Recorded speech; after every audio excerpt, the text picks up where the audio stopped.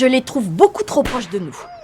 Pas aujourd'hui, Satan. Je ne sais pas pour toi, mais moi, je ne suis pas venue jusqu'ici pour mourir comme ça. Alors, tu veux bien monter dans la voiture avant qu'on se prenne une balle perdue? Cynthia a délibérément utilisé le bruit du coup de feu pour effrayer Natalia, pour qu'elle accepte de la ramener chez elle en voiture. Natalia n'avait pas d'autre choix que d'accepter. Tout le long du trajet, elle restait sur ses gardes face à cet inconnu.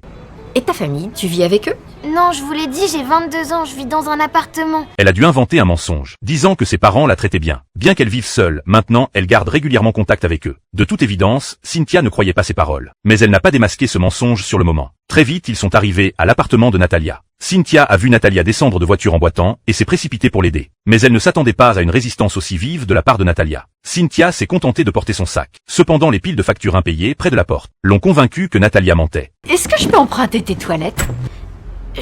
Je sais que t'es très occupée, mais là, il faut vraiment que j'y aille. J'ai pas fait le ménage depuis longtemps. Si tu voyais l'état de ma maison, aucun jugement, promis juré. Alors elle a prétexté aller aux toilettes pour entrer dans l'appartement. Dès qu'elle est entrée, elle est restée figée. L'intérieur était sens dessus, dessous le téléphone coupé depuis longtemps. Ça ne ressemblait pas du tout à un logement normal. On aurait plutôt dit un endroit complètement abandonné. Le mensonge de Natalia a ainsi été démasqué. Mais qu'est-ce que vous voulez de moi? Je veux t'accompagner au supermarché. J'ai pas d'argent. Si t'en as.